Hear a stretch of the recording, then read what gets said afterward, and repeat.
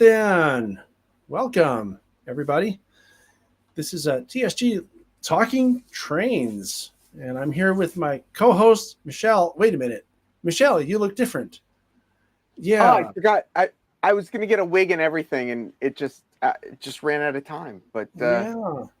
I'm going to try and fill Michelle's shoes tonight. But I know she's got very big shoes, so I'm not even wearing any shoes tonight. So yeah.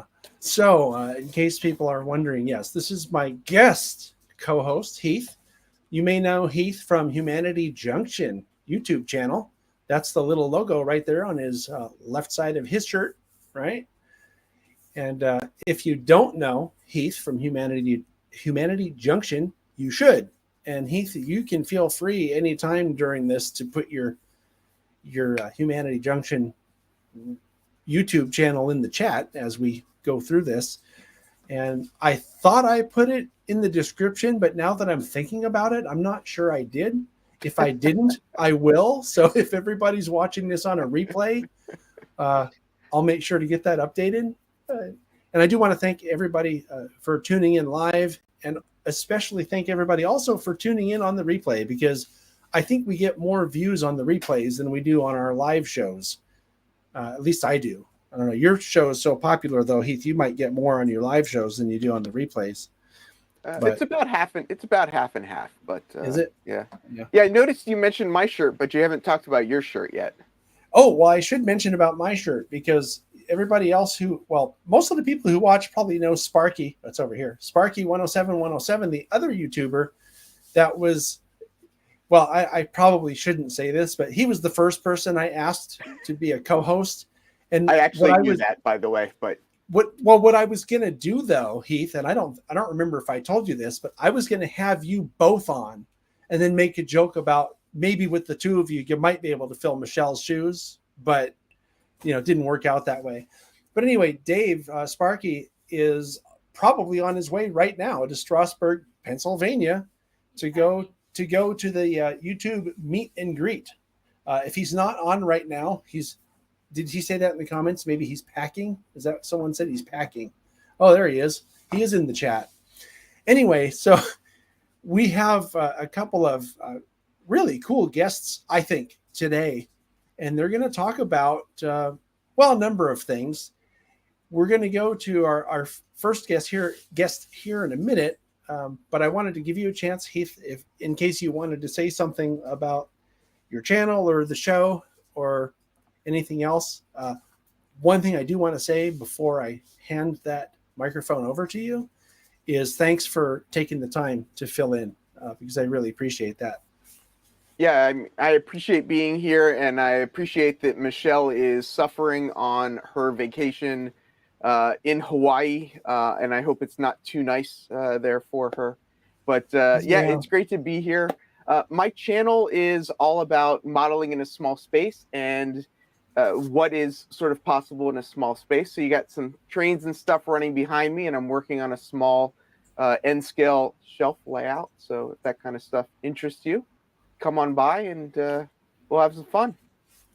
Something I am really impressed by is how much stuff you have fit into that tiny room that you're in. And I was really noticing that the last time I was tuned in. I mean, I knew that you had fit a lot of stuff in there, but because you have so many cameras, I didn't realize how much stuff you had fit in there. So it's pretty cool. Yeah, I've got a couple things going, and let's see. I know I probably look a little weird right now. I'm trying to find. I think this. Oh, and of course, there we go.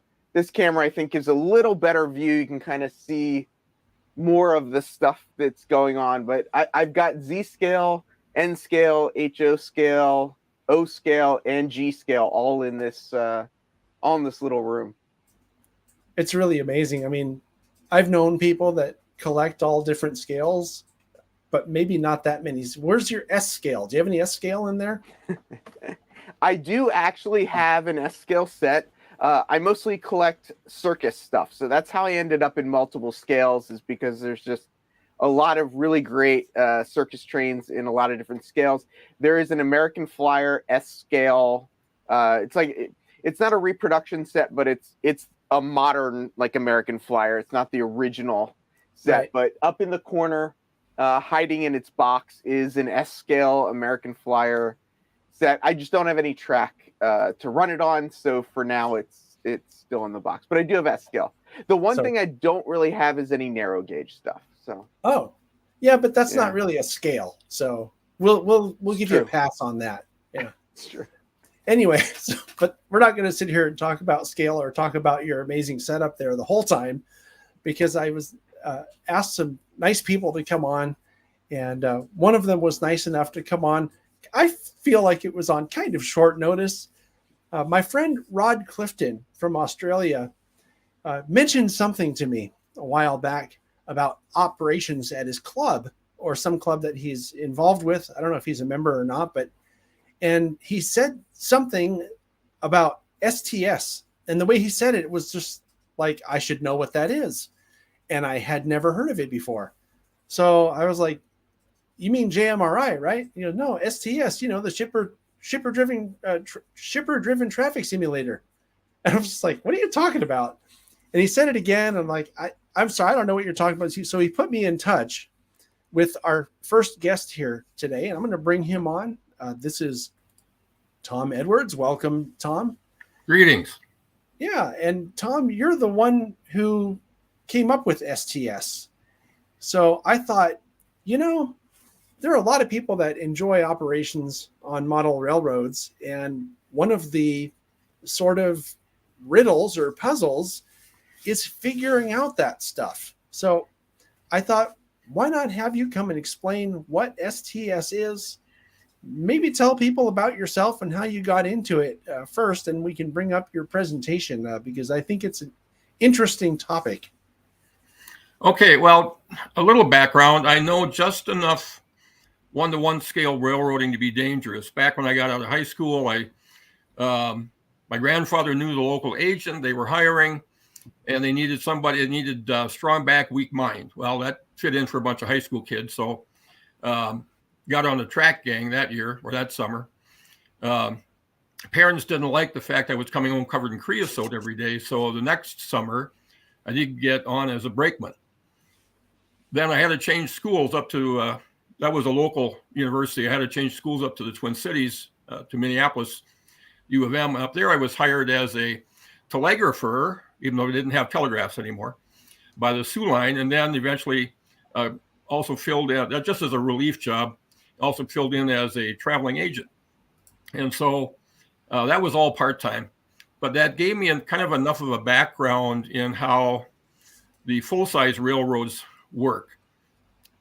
After that, while I was in college up there, I did stop by the Model Railroad Club in those days that was housed in the St. Paul Union Depot. This was back in the 70s. Went in the military, did that for 28 years. During one of those times, I was actually stationed up in the Twin Cities again and managed to look up some of the guys that were still around there. And by this time, they were doing operations on a HO scale layout. And the way people were operating trains in those days didn't really seem to fit with what I knew the full-scale railroads were doing.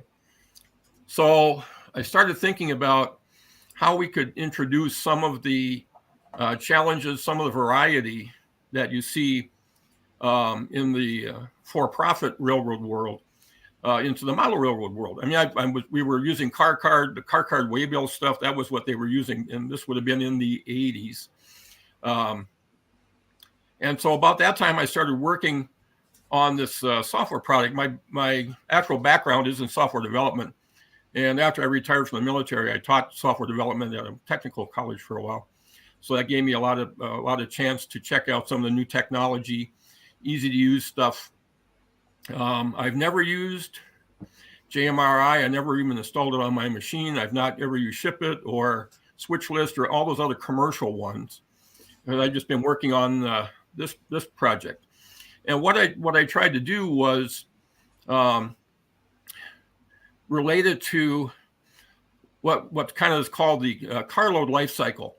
And if you can bring up that first page of the presentation. This is a presentation I'm going to be giving at the Chicago and Northwestern Historical Society this coming Friday evening. They're having their national convention in Mankato, Minnesota. So if any of you watching today are going to be at that event, you'll see this again. We call it shipper driven because that's really how the stuff that's hauled by railroads gets there. It's driven by the shipper. This is sort of a very simplified list of how things work. A company, the Acme company, gets an order for 1,000 widgets. They figure out that the best way to get it to the customer to order it is by rail. So they get a hold of the railroad. Back in the olden days, they had local agents. When I worked for the Sioux Line as a traveling agent, I used to have to drive out and meet with these guys. Nowadays, they just call or email corporate headquarters. And then between the railroad and the shipper, they figure out what kind of car they need, the number of cars, all that sort of thing. The railroad has people who manage their fleets, so they go find suitable cars, and then they do the applicable paperwork, or nowadays it's all electronic, to get the car to move to wherever it's being loaded. This is sort of the thing that's not really done a lot in the model railroad world. We just kind of magically make the car appear at a shipper, and then we worry about it after that. So after the cars do get to their loading location, the shippers, they have to inspect it. I know I worked back even before college. I worked in high school for a canning plant, and we got all sorts of cars in there that we said we can't use this. There's holes in the floor, stuff like that. That would be probably a little bit much to try and replicate in the model world, but it's just one of the things that can go wrong. So anyway, once the car gets there, the shipper and the railroad again do their paperwork. You have the way bills. Actually, the thing that drives the thing is called a bill of lading, and that's done a lot even in the trucking world, airline world, any sort of transportation. There's a bill of lading that then generates way bills. And again, back when I worked there, the way bills, a copy of the way bill moved with the car. So the conductor always had a copy of the way bill with him. Other way bills went by mail to all the different offices that needed to see it. The car eventually gets to where it's going and is spotted by by whoever the customers that ordered the stuff. And again, there's more paperwork then. The car is emptied and then released back to the railroad. And if it's one of the railroad's own cars, they can use it again to fill another empty car order. Or if they don't need it right away, they can send it forwarded to a yard where they can just put it on a track until they do need it. If it's a foreign road car, in other words, a car that does not belong to the railroad that just spotted it, they can use it again, but they are only supposed to use it if the load that they put in it takes it back to the railroad that owns it. Again, in the model railroad world, we really don't worry about that too much. Some people do. They really like to get down the weeds in this thing. If you can flip to the next page, there's kind of a diagram of how this works. I can. I want to ask a question before I do that. Sure. This works out really well when I'm the one who has to change the slides. I can ask my own questions. The question I have is, you mentioned before in the prototype world, as you were working in the railroad industry, yeah, that you would find a car that was not usable because it had holes in the floor and maybe got vandalized or something like that. Is there anything in this simulator to do that, to say, oh, this car has to be bad ordered, it has to be sent on to this other track or anything? Or is that also compressed out of it? Yeah, I didn't put that in here because I thought that was getting, like I said, a little too far in the weeds. I have read articles about guys who will do that. For an operating session, the owner will slip a card into the car card waybill pocket, that all of a sudden the crew pulls that card out and says, "Oh, this one's bad order." Right. And then it causes all sorts of ruckus, and trains are delayed, and the dispatcher gets crabby, so I did not include that in this thing. There's a few things we left out, just to, at least in the version we're releasing now, just to make people not too nuts. And we call that operational interest in model railroad. Yes. Anyway, here we go. So anyway, this sort of a diagram. You can see on the left-hand side, the consignee, that's the person who is going to ultimately receive the product, places an order to the shipper. Now, we don't do that in the model railroad world. The simulation, the STS simulation, does do that, so that the the shipper has to order a car from the railroad, and that actually is 50% of the traffic. You have to get the empty car to where it's going to be loaded before you can send it anywhere with stuff in it. And again, I don't know that we model that a lot in the model railroad world. Mm-hmm. So once the railroad receives the car order, the fleet managers there, they rummage through their list of available cars, find one that's empty. They bill it, and that's called the Soo Line called it a non-revenue way bill. Other railroads have different names for it, but it's a piece of paper that causes that empty car to go to where it's supposed to be loaded. Shipper loads the product. Again, it's moved to its final destination. The consignee unloads it, and the car is released for further use. So this is kind of the life cycle of all cars. Now, this is for general usage. This is not for, let's say, leased unit trains, coal trains, the BN coal trains coming out of Wyoming. That is all handled separately, and STS does not address that sort of thing. Down below, there's a list of things that I've seen happen. One thing is in the model railroad world, we want to keep busy. And so we want to have every customer shipping and receiving all the time. It's not how it works in the real world. You might have some customers that do that. You might, the one summer I worked as a brakeman at the local Kraft cheese factory, we had to switch that place twice a day because they were shipping and receiving twice a day. Other customers, grain elevators, for example, they ship on a much wider variety because it's normally when the grain rush happens. Same thing with number of cars. Railroads aren't always able to supply the correct type or number of cars. When I was working as a traveling freight agent for the Soo Line up in northern Wisconsin, we had to find cars for pulpwood shippers. Well, the rule on a lot of cars is you're not allowed to load them above the side of like for a gondola, you're not allowed to load it above the side of that thing. With pulpwood, sometimes you can. There's rules about that. Sometimes the gondolas that would show up weren't correct, and then the pulpwood shipper would get all crabby, and we'd have to find another car. If a shipper wants to load a car on a certain day, that doesn't always happen. You sometimes don't get the cars on the days you planned. And I know, again, one of the summer jobs in the canning plant, some days we got no cars, some days we got two. We only had a spot for one. So we had to hustle and unload that one. And then while the switch crew waited there, so they could swap the cars out.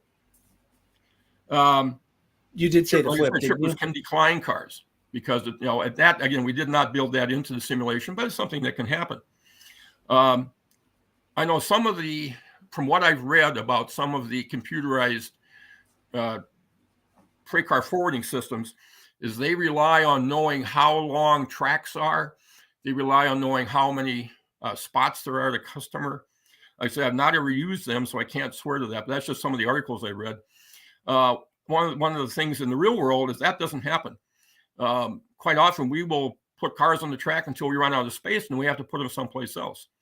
Sometimes customers get more cars than what they have spots for, and you have to deal with that. And to me, that's part of the interesting part of operations.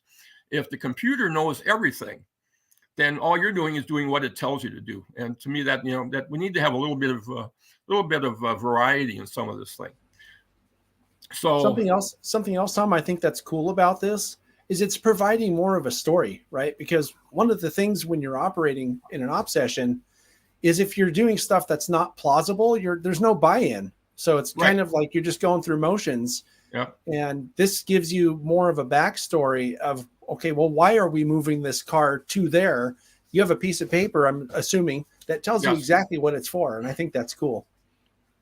Yeah, it makes people think a little bit.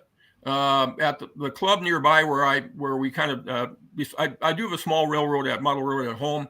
I use a sort of a test bed for this. Then I also have a nearby club, HO club, and we've used this STS a lot down there, and we made some adjustments based on our experiences. I know you contacted me through that friend in Australia. Mm-hmm. The U.S.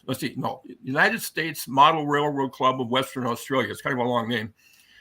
They are probably my biggest test facility. And one of the guys down there has actually even helped, and he has done some page layout for me to make some of the menus and things more adaptable to mobile devices. I also have another club over in Wausau, Wisconsin. And so those people all seem rather enthused about that. This makes people think when they come to a town with a bunch of cars, what am I going to do with it? If the computer tells you exactly where everything goes, and and doesn't let you put more than a certain number of cars on a certain track, well, that takes kind of some of the fun out of it. So this page of the presentation just talks a little bit about some of the existing freight car forwarding systems. I just talked about the manual ones because, like I said, I've not ever dealt with JMRI or SwitchList or ShipIt or any of those. One other thing I want to just briefly mention, the difference between staged operations and continuous operations. There's a lot of guys out there that do timetable train order, and they have these huge staging yards, and all the trains are set up. And their goal then is to run the railroad by timetable and train order. That's the most important part about it, not necessarily moving cars from the shipper to the consignee. And that's just one type of operation. I'm not saying that's bad. That's just one type of operation. And that is a challenge in itself. I've only done that a couple of times. And trying to keep things, really, say, running on timetable can be interesting. The continuous operations is when, okay, it's 10 o'clock tonight. We're just going to shut the railroad down. We'll leave everything where it's at. Next week, Thursday, we'll be back. We'll pick up where we left off. There's no restaging. We don't have to worry about any of that stuff. The rule at the local club is we know which cars are involved in the operating systems, and we have other cars that are just for pulling around to watch, so visitors can watch trains go around the circles. And so that's what STS really lends itself to, the continuous operation stuff. If you have everything figured out from the get-go, then there's not really any need to have a lot of this variety put into it. So we can go on next. All right. So this is what we kind of felt. And I've said I've been working on this for probably 30 years, concept-wise, and it's just in the last 6-7 years that we actually got code out there. So it's a computer simulation that operates around a concept of a shipment. And a shipment consists of a commodity and a car code of an appropriate car for that, because some commodities can be shipped in multiple cars. So in this case, for a shipment of widgets, in this case, we've decided that they're only can be shipped in boxcars, for example.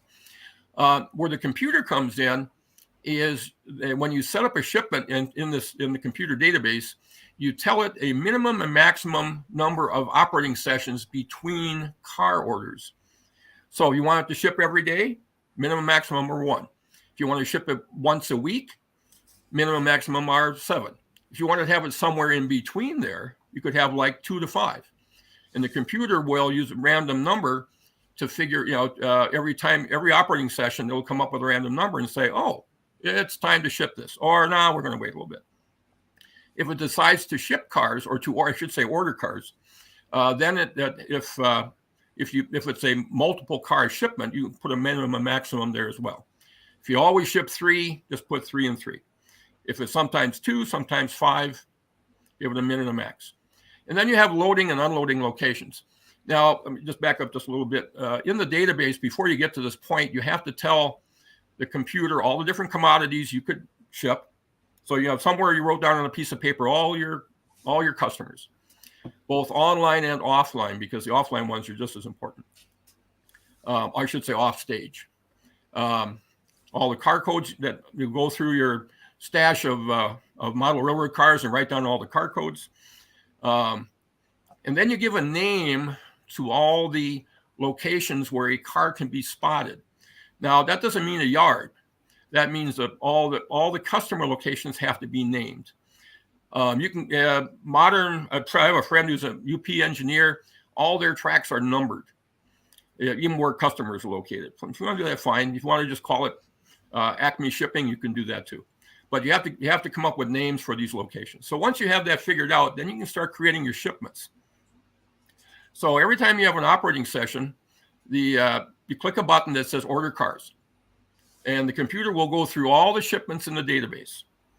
and check the last time it shipped a car or last time it ordered a car, and then use the formula at the bottom down there to decide if it's time to order another one. And if it does, then it looks to see, do I need to order just one or some number of cars? And that's the part that adds a variety to it. So you're not always dealing with just one car. You're not dealing with the same ones that are just orbiting around the railroad. This is the one that puts the variety into your traffic. Now, some people are unhappy with this because they want their railroad to be, as they call, balanced. They want to end up with the same number of cars on stage as they have off stage. And so I've read about some of the other computerized operating systems that they have to adjust all their traffic so that it ends up being balanced. So you have you don't have some jobs that are hauling 2 cars and some jobs that are hauling 20. Again, that's not the real world. I understand the reason why people do it is because they don't want to have some yards completely jammed full of cars. And you can do that with STS by increasing or decreasing the interval between shipments and increase and decrease the number of cars per shipment. So anyway, that's the, can this be used on any size layout? Yes, it does. I've got a user in Peru who uses this on one of the Microsoft train simulator railroads. He doesn't have a real railroad. He uses it on his MTS to run cars around that way. That's really interesting. Can I interject something that as an operator, because I've been getting into op sessions a lot more recently, and I find that having a variety of types of cars and consists, right, the cars that are in the train itself. Yes. Because I've done the same job at a layout more than once, and it's never the same job because cars are going to different places and different types of cars are going to the other industries that the layout owner has set up in these places. And I can see how STS would be a great way to generate that kind of traffic randomly, or I mean, not randomly, but to me, it would seem random as an operator. And I think that's really cool. Yeah. And again, speaking again, I only have enough real railroad experience to be kind of dangerous to make all these claims. But I remember, like I said, the Kraft cheese plant, that was always 3 to 4 refrigerator cars twice a day. So that was predictable. A lot of the other ones were just, oh goodness, we have to go there today. We haven't been that for a week. And so, we have to kind of balance that reality versus keeping the people interested during your operating session. A crew might show up to a way freight. No, we only have 1 car today. Or I see this a lot on the Canadian Pacific line past my house. There's a way freight that operates out of a town just a little west of me. Some days it comes through with 10 cars. Some days it's a light engine. And, so now some of the model railroaders that I worked with at the local clubs, they think that's great because some of these guys actually do have railroad experience. And they thought, oh, this is just like I had to do in the, last week when I was working. So it's realistic. Yeah. One thing though that I don't see on this list at least is like, if I need 3 boxcars, which 3 do I need? Like you don't call out like I need number this from this railroad or whatever. That would come up on the next slide. Good question. Maybe we should advance it. Filling car orders. Okay. To generate the car orders, that the computer does. Well, it takes a human to click a button, but filling car orders, now you need to get humans involved. And so STS will show you a list of car orders, oldest first, because you maybe weren't able to fill those car orders last operating session because you ran out of hopper cars. So anyway, they'll be listed oldest first. So you select the car order. STS will pop up a list of cars that meet the requirements of that shipment, empty cars. Okay. Those cars will be sorted so that the car with the least usage is at the top of the pile. So if you've got 10 hopper cars and there's only one of them has only been used once so far, the others have been used 2 or 3 times. That car that's only been used once will be on the top of the pile. And that will be recommended. You can change that. You don't want to use that one. That's fine. You can click on a different one.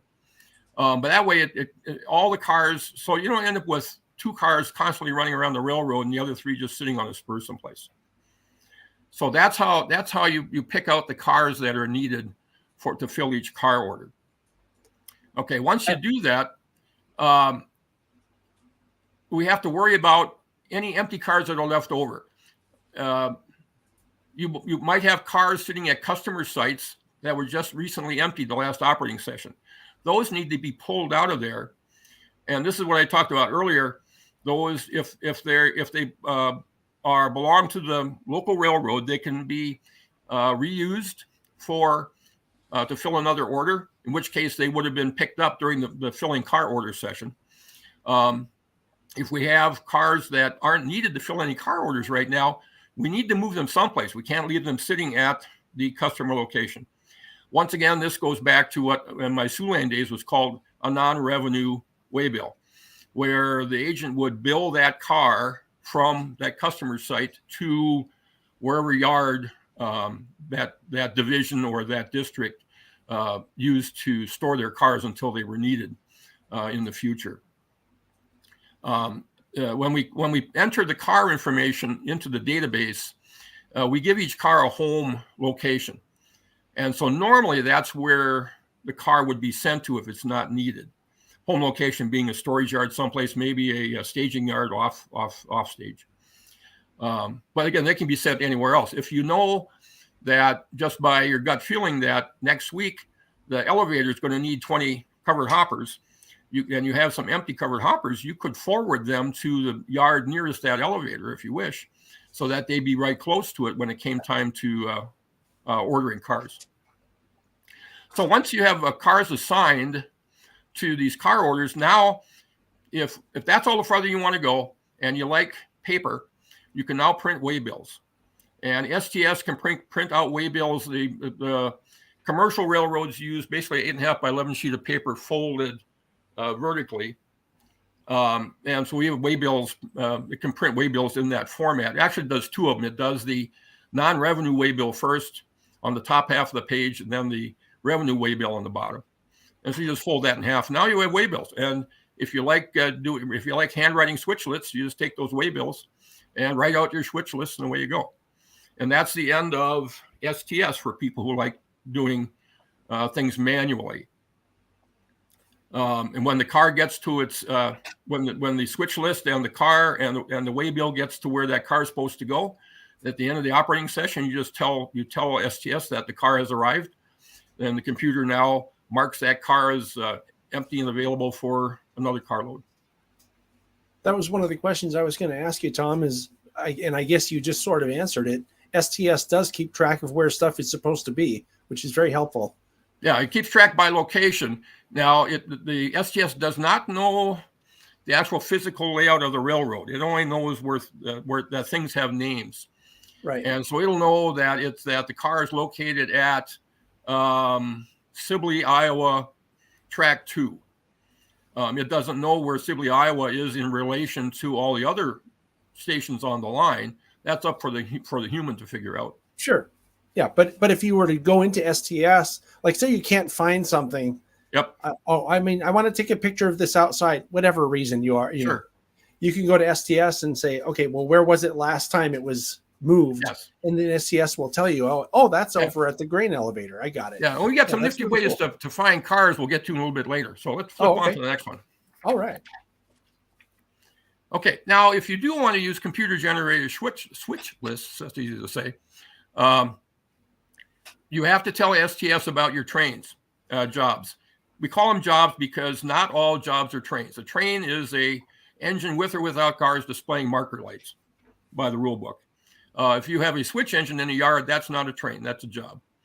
So we get into arguments with all sorts of people about this. Is it a job? Is it a train? Okay. So you tell STS about this train, give it a name or number. Then you list all the stations that job or train will service. And again, those are pulled off a drop-down list because you put them in earlier when you had to create your shipments. And then what you tell the job what it's going to do when it gets there is going to set out or pick up. Now, each job is capable of switching all spurs all customers at all stations. So we just go by station level. We don't drill down to, okay, how do we know how long? Oh, okay, yeah, we'll get to that. The question about staying at a shipper receiver, we'll get to that in just a second. So once you have the jobs created, then you put on your hat of freight agent, and you bring up stations one at a time on the screen, and each station will give you a list of which cars are eligible to be moved. They're either loaded and ready to go to their destination, or they're empty and prepared to go to where to be loaded, or empty to go back to a storage facility. When you see each of those cars, you assign them to a train, because the STS will show you what trains service that station. Now, we came up with a little quicker way to do that, because if you have a railroad that has 26 stations, it sometimes takes a little while to do this. But basically, what you do is you do the same thing that the freight agent did back in those days. He's got cars at his station. He needs to figure out which train is going to handle which car. So you assign these cars to the various jobs, the various trains that you have set up. And now we're ready to call in the crew and have them actually work with the switch list and move the cars. So we can get to the next slide, please. Okay. So switch lists. After working with a number of different clubs and people, we came up with 5 different formats for switch lists. Mobile, that of course was driven by the guys in Australia. They do everything on cell phones or tablets. They do not use paper. So they wanted a condensed format that would look really good on their mobile phones and their tablets. And they've been running this for years and having a great time. The standard one is a half sheet. That's where you fold the page in half. It's exactly the same size as your waybill, just like in the one-to-one scale railroads. For people, we got a couple guys at the local club who need big print, so we had to go full sheet for those guys, bigger text. We have another guy who's got a dot matrix printer still, and so we had to come up with a form for dot matrix that doesn't have any graphics on it. And finally, this friend of mine who's a UP engineer, he wanted a work order, which is what the Union Pacific uses now. So he gave me a copy of that, and we made it look like a work order. This is the easy part. These switch lists, it's the same information on all of them. It just depends on how it's formatted. So whether you print it out or just look at it on a phone or a mobile device, it'll have a list of all the cars that's been assigned to your train. And then also a list of instructions, because the guy who owns the railroad should have put in there what you do at each station that you go to, the instructions for your train crew. And so as you go down the line, you get to the first station and do the work there. If you pick up any cars, you just put a check mark on them, either write it on a piece of paper or check mark it on the mobile device. And you keep doing that. And when you set out a car, you do the same thing. You mark it as set out. The organized thing allows you, because some of the guys wanted to have their paper list exactly match how the cars were physically arranged in their train. They didn't want to be told by the computer how to arrange their cars. They wanted to arrange them their way. And so once they have the cars arranged the way they wanted, then you go into STS and tell them, okay, this is how physically the cars are laid out. And STS doesn't care one way or the other. It just makes the switch lists match the physical layout of the cars in the train. Okay, so that's what the crews do with their switch lists. Now you can go on to the next slide. Yep, there's a question that came up. Oh yeah. And I don't. Maybe I wasn't paying attention, but I'm not sure what the RNG acronym stands for here. I'm not sure either. I think he's asking if STS can tell how long something has been there. Oh, I got a customer. Okay. Okay, if that's what they mean, we'll get to that next. Oh, okay. Well, let's slide. go for it. Okay. That comes to loading and unloading cars. Okay, STS has a load and unload function. And what happens is that typically at the end of the operating session, you click this button. It'll show all the cars that are in the process of loading or in the process of unloading. And you can decide if you want them to be loaded or unloaded. By default, the loading and unloading happens between operating sessions. but you can decide not to do that. If you have a customer that might take 3 days to load a car, you just don't have the load process go. Same thing for unload. Now, again, this goes back to some of the problems that happen in the one-to-one railroading. We had some of those pulpwood shippers up in Northwest Wisconsin. I got yelled at one time by a freight agent after I had relieved him for a couple of days, because the rules are when you spot a car, you mark it down as spotted, and the customer has X number of hours to load it or unload it. And if it stays there longer than that, they got to pay money for every extra day. That's demurrage, right? Yes, exactly. And so I was the relief freight agent for a few days. And the next time I saw the guy, he just balled me up one down to the other. I think he had something going on the side with some of these shippers. He did not mark them as being spotted until the day they loaded them. Those cars might have been sitting there for 4 days already. So there might have been like a bottle of whiskey along with the waybills or something like that. I'm not saying for sure, but there was something fishy there. Anyway, we didn't mention any names here, so it's okay. No, I'm not mentioning any names. And those guys are probably they're certainly all retired, and probably most of them are pushing up daisies. But so anyway, by default, STS figures it's a one operating session event. Going back to that Kraft cheese plant, there you would run this process twice a day because you want to be able to unload and load those cars after the first switch and do the same thing again at the end of the second switch. So that's up to the users. As far as you were talking about finding things, STS provides all sorts of different reports. The station car report, back in the Sioux Line days, that was called Report of Cars on Hand. The agent would have to go out, or the operator would have to go out and walk the yards and write down all the cars that are there and send that into headquarters so they knew where all the cars were at. This thing does the same thing. It excuse me. It keeps track of where it thinks cars are. So at the end of the operating session, you print one of this out, or you get it on your phone, and you just walk the railroad and make sure all the cars are where they're supposed to be. Now we have a wheel report, and that's somewhat similar to the prototype railroad wheel reports. I don't mean to cut you off, but I've actually been prepping this question for you when you had a second. In Model Railroader in May of 1984, there is something about wheel reports. And I was going to ask you whether this system had anything to do with wheel reports. I was talking about this with Thomas Gager, Split Rock, Oh, yes. who you may know, who's also up in your area. But Yes. I was He's the looking big into this. iron mining guy. Yes, he is. But I like this sort of ease of operation style. But it seems like you almost took this method and made a computerized system for it. Yeah, the wheel reports, again, this goes back to my C&W days as a brakeman. The conductor would get a wheel report that this was for, not for yard jobs, but for through trains. He would get a wheel report of all the cars that he was to handle between point A and point B. And if the ones he started out with, and then how he was supposed to end up. And when he got to the other end, he should have set all the cars out that were supposed to be set out and picked up all the cars that were supposed to be picked up, and that should all match that wheel report. And so the STS version of that kind of does that. What it does, it gives let's say the division superintendent a list of all the cars that are going to be handled by all the trains. Not, and all the ones they're going to pick up to start out with, the ones they'll pick up on the way, and the ones they'll set out and what they're and so on. So it doesn't exactly do what the conductor wheel report did in the real world, but it kind of gives a big picture, overall picture of.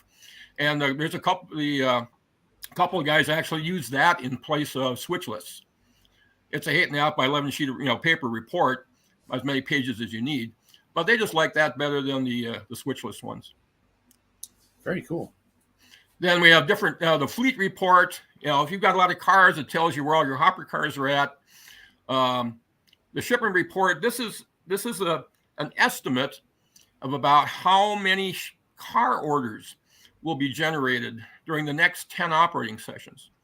So you can kind of look out ahead and you say, holy crap, I'm going to need 26 boxcars on operating session 5. And I only have 20 on my railroad. Same thing with the car loading report. So those some people use them, some people don't. I felt they were kind of interesting to look forward and see how the computer was going to generate car orders and what kind of cars we're going to use to fill those. Okay, let's see here. Next one. All right.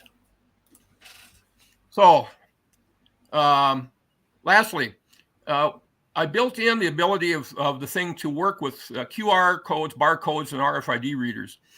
For example, on my N-scale railroad at home, because the reporting marks are so tiny, and if the cars are next to each other on a yard, you can't, you're kind of guessing, is that yellow car the one I want? So this is kind of like the car on tab systems. STS can print out small paper tabs with either barcode or QR codes on them.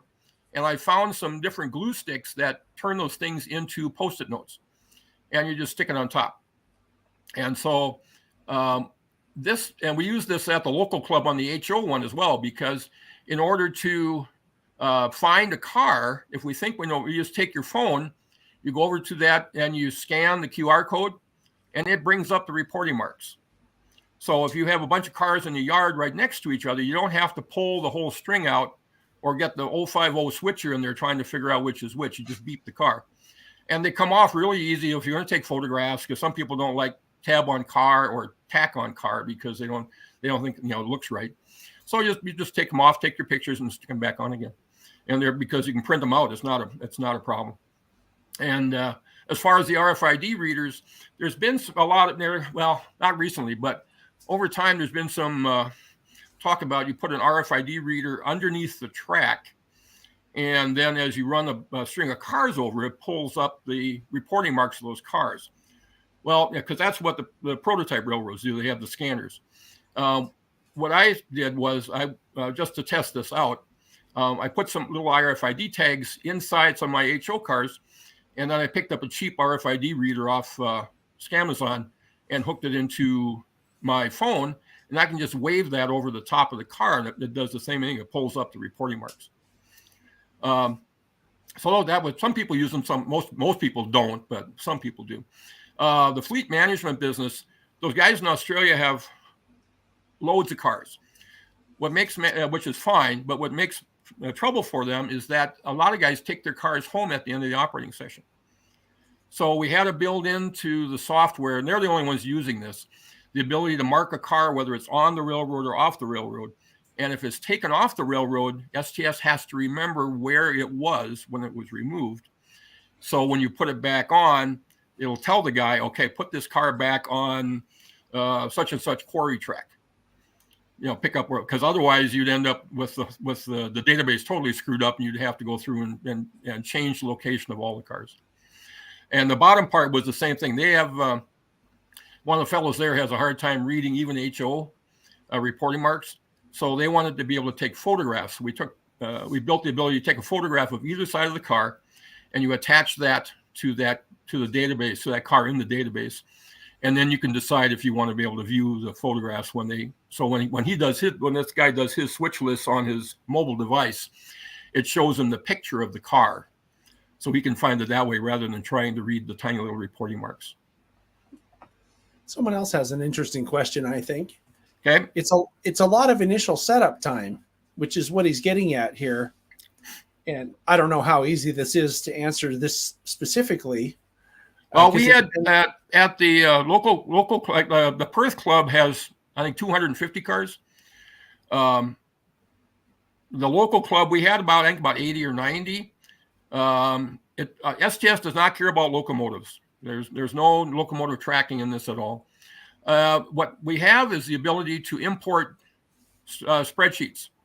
So if you have a spreadsheet with all of your car information in it, you can export that out of the spreadsheet into a comma delimited file, and then import that comma delimited file into STS. So you don't have to manually type it all into STS, because there are a lot of people who use spreadsheets to keep track of their inventory of the cars. Excellent. The one thing STS requires is that the columns be in a certain order. So does it depend then really just how fast people are at entering stuff? Because I know, yeah, it sounds like it does a lot of the same stuff that I've seen in JMRI operations. And that was the one thing you just have to enter. It's all the database entry stuff. That's kind of the pain in the butt factor. But once you get it all entered, boy, it sure makes things easy and interesting, right?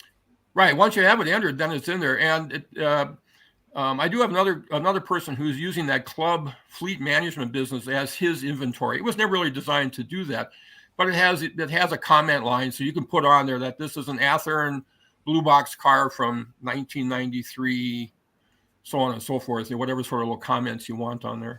Yeah. Okay, Tom, I'm bouncing in my chair. I can't wait any longer. I feel like we got to the end of your presentation. Yes, sir. But you haven't told us how we can get the program yet. Should I take the presentation down? Are we done pretty much? Yeah, we're done talking about how it functions, except for questions. If you want to give it a try, I did send your studio the Facebook link. This is a link to a Facebook group. You don't have to be a member of Facebook. I just used it there because it's a lot easier to set up something on Facebook than to write your own web page. I was in the software development world for too long to try and keep doing that anymore. And so if we can bring that, I see over on the comments line. Yes. Okay. So there's a link to a Facebook group, and the Facebook group will have a bunch of discussions there, and it will have additional links then, because what version of STS you want depends on what kind of computer you have.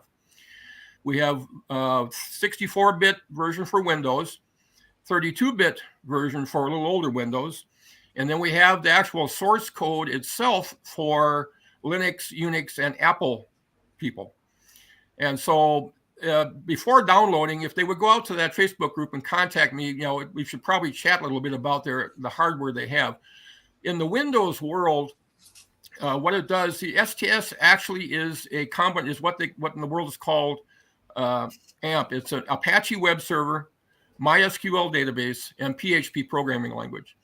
And so some people have all that stuff on their machine already. Apple people do, Unix people do, Linux people do. What some Windows people do. So the Windows people who have a web server and a database on their computer already don't need the whole package. If they just have a Windows 10 machine, they download. It's a rather large file because what they're downloading is called in the computer world, it's a virtual machine. It's a software computer that they will download, and then to run STS, you start that virtual computer. It's only 2 mouse clicks. You start that virtual computer, and then you have a web server running on your machine. Train solar priors or just okay. STS does not have anything to do with train movement, so it doesn't know anything about what trains are superior to others. It doesn't know which ones are eastbound, which ones are northbound. It doesn't know about trains of the first class. It doesn't know about extras. That is all up to the humans. And again, we didn't want to get into actual train movement because that's a whole nother can of worms by us. I mean, the one-to-one scale railroads have huge computer programs that track that stuff for them. How much does it cost for the program and the app and all that stuff? Nothing, $0. Free. The program's licensed under what computer world is called the general public license, the GPL. And that just says if you can use this for free, if you decide to add to it or change it or do something else with it, then you have to give me credit for what I developed. You can add to it and give it away, and sell it if you wish, but you have to give me credit. I do make use of code from 2 other people involved in the QR codes and barcodes, and I have given those guys credit in the code. So if you take a look at the software, you'll see the QR code stuff belongs to a guy in Japan who invented the QR code, and the barcode software I think belongs to somebody in Italy, I believe. But anyway, so their credit is on that. So it's free. If you're gonna install it, and you aren't really sure about your computer skills, like working with this virtual machine business, contact me and we'll work you through it by email, or I'll give you a phone call. It's interesting trying to talk to those guys in Australia because it's a 13-hour time change. Right. Here's another question. I did mention in the chat here that if people have questions, this is a good time to get them because we're running short on time. Yeah, zone track spot, exactly. It or spins, that was the Southern Pacific one. It does have a 3-tier system. So STS calls the zone a station, it calls the track a track, and it calls the spot a spot. And they're optional. You don't have to use all of them. So if you have a spot, if you have a customer that's got 2 doors, door A and door B, you can say the station would be Milford, the track would be track 4, and the first one would be door A, and the second one would be door B. And the shipments, you could have the incoming shipments going to Milford, track 4, spot A, and that same customer might ship stuff out of Milford, track 4, spot B. Right.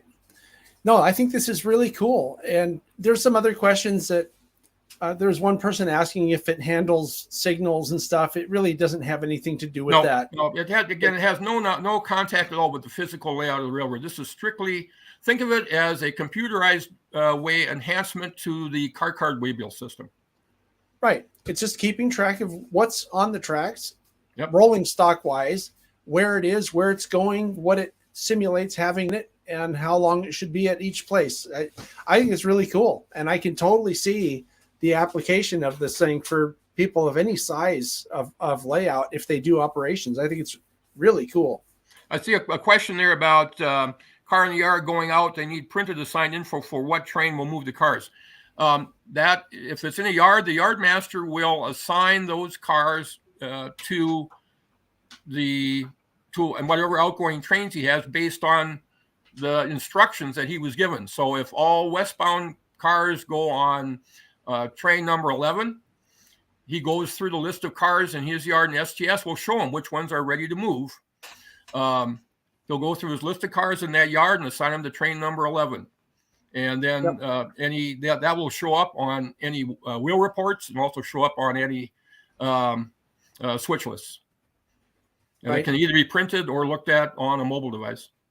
Yeah, I'm having Jason, the guy that's a Night Owl modeler who's asking these questions, is involved with the Mesa Model Railroad Club. That's that huge one down in San Diego with the Tehachapi Loop. Oh, I think I've seen photos of it. Yes. Yeah, they do very, very sophisticated, very realistic operations. And we don't really have time for him to call in because we still have to get to Bernard and Mike. And I hate to, this is a great topic. I would like to invite you to come back sometime because I feel like we could do a whole 2-hour show on this, or maybe we could do something on, I do another show, Tom, that comes on Saturday mornings every so often. That's like a full 2 hours. And I could see doing something more in depth here because what you've presented here is, I think, a very interesting and very utilitarian if I have a little time, I can put together some videos, some clips of how STS works, either on my little home N-scale railroad or down at the local model railroad club. Probably be better. That's HO, a little easier to see. So we can look at that in the future. They can, they can contact me via Facebook. In 2 weeks, I'll be over in Britain for 10 days. I belong to the Welsh Highland Railway Society, and we're having a big beer fest as a fundraiser. So I have to fly across the Atlantic Ocean to serve beer. Sorry to hear that.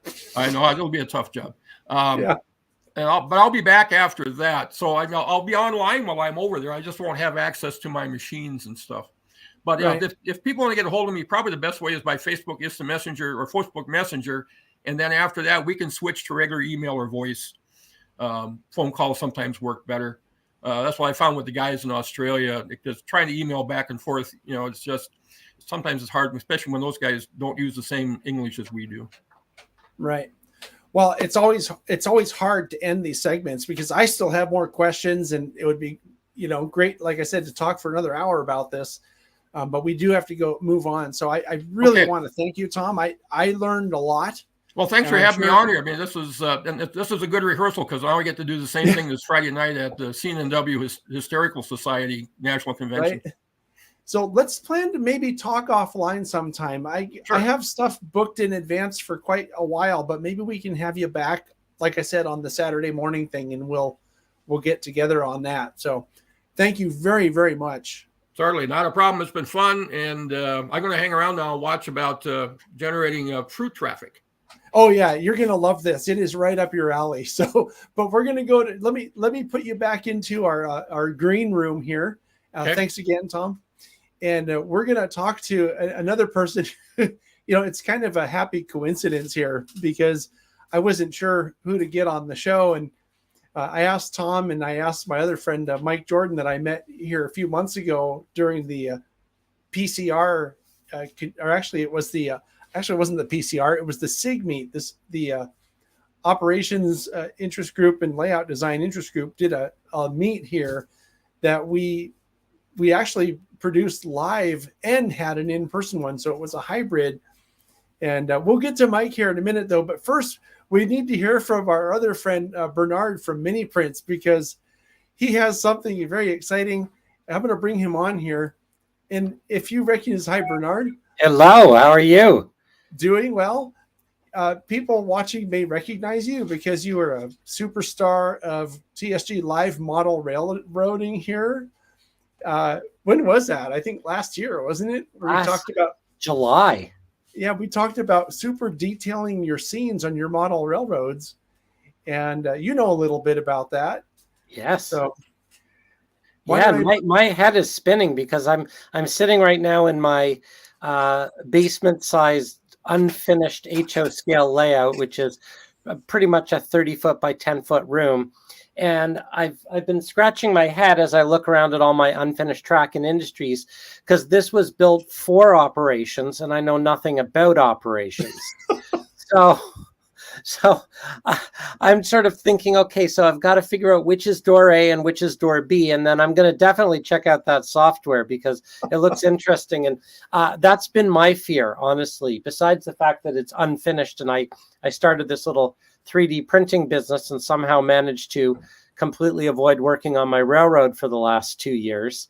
Operations, I haven't quite figured out how to wrap my head around it. So I'm going to be very interested in checking out that program.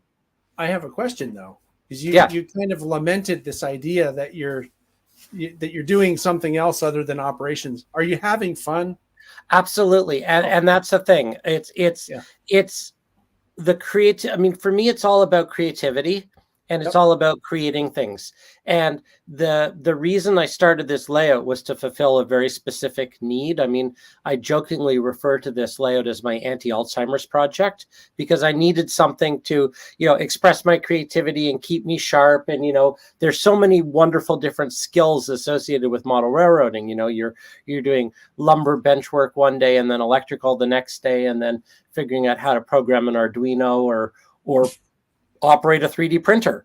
So definitely, the creativity and the mental sort of fun of building the railroad has temporarily moved over to running a model railroad business. But that's okay, because now I get to create a new layout in a new space, which I'm going to talk a little bit about tonight. Well, why don't we bring up your presentation then? Yeah, so I mean, I got to give full credit. I think Sparky, otherwise known as Sparky 107, although I have been given permission to call him Sparky by his first name only. So Sparky 107 suggested that we connect, and I give you a little bit of a taste of what's new in the crazy world of mini prints. Yeah, you should do it. And it's been, I guess we were together in July of last year, and I looked up actually how many orders have gone through my 3D printers since last July. And would you believe, and it's a really round number. Take a guess. 12,000 even. Oh gosh, that's 576. What's that? 576. Okay, let's split the difference. Exactly 1,500 orders. Wow. Yeah. Wow. Yeah, which is quite amazing. I mean, I never ever thought that this would be a thing, and it's a thing. So thank you for. And you don't sleep anymore. No, I don't sleep, and I certainly don't work on the layout, which is a little bit sad because it's a nice layout, but I'll get back to it. That's awesome. And I recognized the thumbnail from our video. Yes, that was the first screen. That's what this is.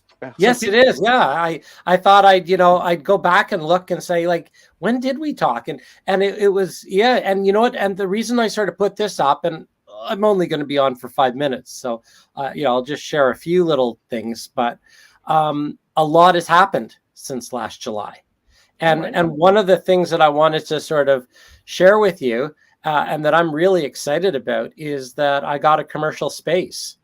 And actually, Sparky came to visit me 2 weekends ago. He was my first famous YouTuber, and I hope that you and Heath will both. Did I say famous? I meant infamous. Sorry. Okay, that's right. You did say famous. You did say famous. No, I just meant. Want to make sure, I was laughing because you needed to correct that. Yeah. Infamous. I meant infamous. Yeah, that's good. Yeah. Yes. Spelling error. So no, he came down and checked out the space. It was a lot of fun, and that's one of the things is I want it to be sort of 1/3 hangout, 1/3 production facility, and I guess 1/3 train layout. So I get to build a new layout in that space, and it's a tiny little space. It's about 350 square feet. But it's located in a really interesting area of West End Toronto called the Junction Triangle. And I am surrounded on 3 sides by rail lines. So I'm actually locked into a triangle of rail. And to the east of me is a commuter line that I've actually been able to put a little webcam on, which I'll show you in a minute. To the west of me is another commuter line and via passenger that goes up to our high-speed airport link. And then most excitingly to the north is the CP rail main line. And when Sparky was here, man, we saw some incredible stuff. And there's some videos. He put a video up and I put a video up. We saw some great MOW action and some just all sorts of amazing stuff. I went up the other day and I saw a CN freight train in a CP yard. So that was pretty interesting. So so it's a really fun area. The other thing that's kind of neat is that I'm in a building, and this is a picture of the building. It says Bodden Machine Company. I'm in a building that was rail served back in. This is a picture from 1913. And if you look really carefully, you probably, I don't think you'll see my cursor, but right out in front of the building is an old Grand Trunk boxcar. Oh yeah, there was a siding right there. You're off in the distance, and that building at the very, very distant building in the far background is a chocolate factory that still operates. Over 100 years later, and the entire street smells of chocolate. I think I can see you poking your head out of the window. Actually, yeah. Well, that's actually my great grandfather who operated a 3D printing company back in 1913. With a hammer and chisel, right? That's right. So it's kind of a neat area and a neat building. And I think the other thing that's kind of fun is that I'm directly across the street from a brewery. So I've got trains and beer, and that makes me really happy. So there's the building. There's the little rail cam I've been able to put out. And right outside my office window, about 100 feet from where I sit, is this rail line. And I've got this 24/7 webcam on it, and it's pretty much our what we call our Go Transit commuter. Oh, sorry about that. Someone's that's you. Calling. Yeah, someone seems to. Someone wants. How important this show is. Yeah, I know. Seriously, jeez. Wait, they're trying to live. Let's call them right now. They're trying to reach me. Hello. Yes, it's Sparky. Sparky, I'm on air. I told you. Maybe it's the chocolate factory. Yeah. But I mean, I get this awesome. There's a train that I've always wanted to go on called the Canadian, and it goes from Toronto to Vancouver. It's our transcontinental, and it is the longest passenger train that you've ever seen. It's a 4-day trip from Toronto to Vancouver. It's a trip I've always wanted to take, but twice a week it goes right by my rail cam. So I'm having fun in the space. That's the point of this slide, and it's got a pretty neat history. In terms of what's new, there's so much more stuff on the website, and I'm not going to go through it now because of time, but I've added a ton of categories, and there's some really fun stuff. I'm really having a lot of fun. I'll show you 2 of the most recent things. Last month I crashed my drone, first time in 2.5 years. So I thought that it would be fun to do a 3D scan of myself. So I've got a little 3D scanner in there. So I have an employee now, and he 3D scanned me. So this is an HO scale limited edition of me crashing my drone. So that was kind of fun. To make it more prototypical? You can actually hook up a little fire LED in the drone as it sort of crashes towards Earth, and then there's a little smoke generator that puts a puff of smoke too. That's an optional add-on. I don't know. Is this not enough? It sounded good. It sounded good. I'm just laughing. Yeah. And I'm really pleased with this. This just came out last week, and it's something I always wanted to do was a lobster boat, but complete with like the lobsters, the trap, the fishermen, a little bit of everything. So when are you going to do like a monthly YouTube show of your own? Well, it's funny you should mention that. That wasn't a planted question, but no, of course not. I mean, geez, I was going to say, as I sort of conclude what's new in this, 5-minute recap of the world of mini prints, please, if anyone's interested, check me out on Facebook or Instagram. It's Mini Prints 3D. And I'm really excited because the newest thing is that I just started a YouTube channel. I was inspired by some YouTubers out there. There's a guy named John. He's doing pretty well on YouTube. Heath below him. Sparky has been a source of constant frustration and anxiety. That's it. That's the word I was looking for, frustration. But no, actually, big props to Heath, who actually got me all set up on OBS. And the webcam that is streaming outside my window would not have happened if I had not had very many tutorials and late night phone calls, with all sorts of technical questions. So it's up and running, and I'm up to a whopping 310 YouTube subscribers. And I have decided, so I'll throw this out to your sizable audience, that the minute I hit 1,000, I'm putting everything on the site up for sale for 20% off for a day. Cool. Yeah.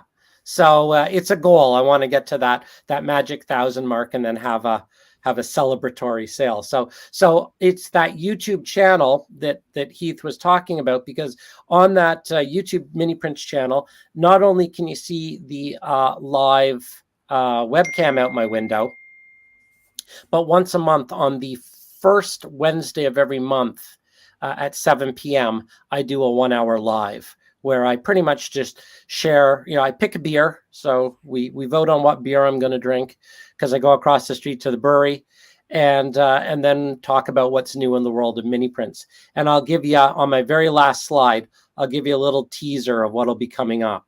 And this is my latest 3D printed. No one has seen this yet. This was designed by a very, very talented graphic artist who contacted me. And I'll be giving all of that information on the live YouTube June 1st, 7 p.m. Eastern. But this is one of his. I always wanted an old rusted rack, and I just weathered the heck out of it. And it's such a fun model. That's cool. So, yeah, it's HO scale, but it's also, all mini prints are available in HO, S and O scale, and most of them, including this one, I think, will be produced in N. That's really cool. I like how you have the lug nut detail on the wheels there. You're pretty good at this, Bernard. Wow. Yeah, well, it's we've had a lot of fun, and it's over the last, I guess, 10 months. I've really really focused on what makes mini prints unique, and it's the stuff that's sort of fun and different, and and all user generated too. So everything on the mini prints website is either stuff that I want for my layout, or things that people have called in and suggested. And that's a big part of what happens on the first Wednesday of every month too, is we get everyone talking about what they want to see out there. Yeah. And I like, you do have a video on your website about how you paint some of your miniatures. Are you going to do some more of that stuff, like of how you painted this truck? Yeah, I mean, I could, if people are interested in that. I mean, it's there's so many thoughts. I mean, I want to do, I've got a 2-foot by 4-foot module in there that I keep threatening to build.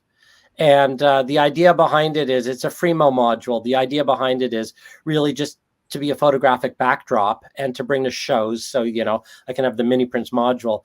And I thought it would be really fun to do a series on that.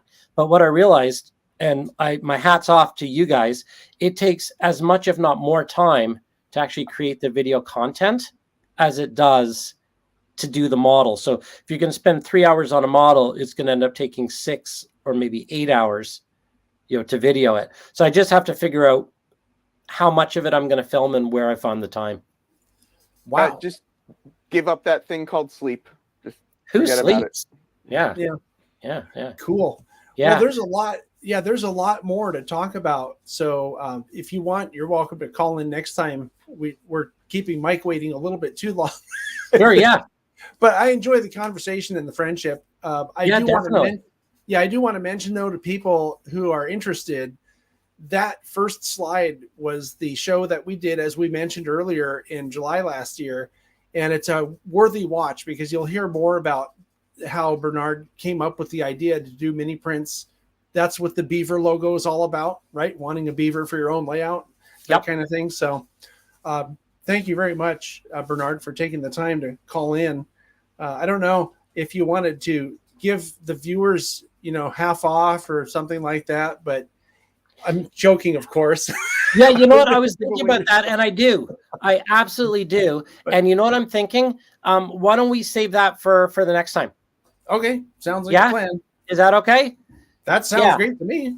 And if they tune in, I like to have contest giveaways and discount codes on the first Wednesday of every month. So we'll figure out which is first, but they should definitely help me hit that 1,000 on the YouTube.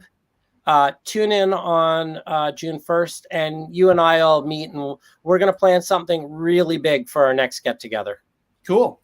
Well, the link has been posted in the text chat, and that's awesome. Before we're done here, you know, I'm going to go ahead and update the video description with links to everything that we're talking about here that has a linkable site. So sure. Thank you very much, Bernard. I'm going to put you back in the basement unless there's anything else. No, I like the basement. It's nice, nice down there. Well, good place to put a model railroad. Yep, it's I should start working on I'm in my basement, so yeah, I'll go back to the basement. Well, now you're thanks, guys. Yep, thanks, Bernard. Take care, man. Thanks, Bernard. Okay, that was great. It was a little longer than 5 minutes, but you know what? It's okay. I could listen to Bernard. I once sent a message to Bernard that said he should narrate children's books because he has a great voice, doesn't he? He does, absolutely. And he brings up a good point, though. I do think in the basement of your show, you should have a layout so while people are waiting to come up, they can run trains. In the basement. I didn't even think about that.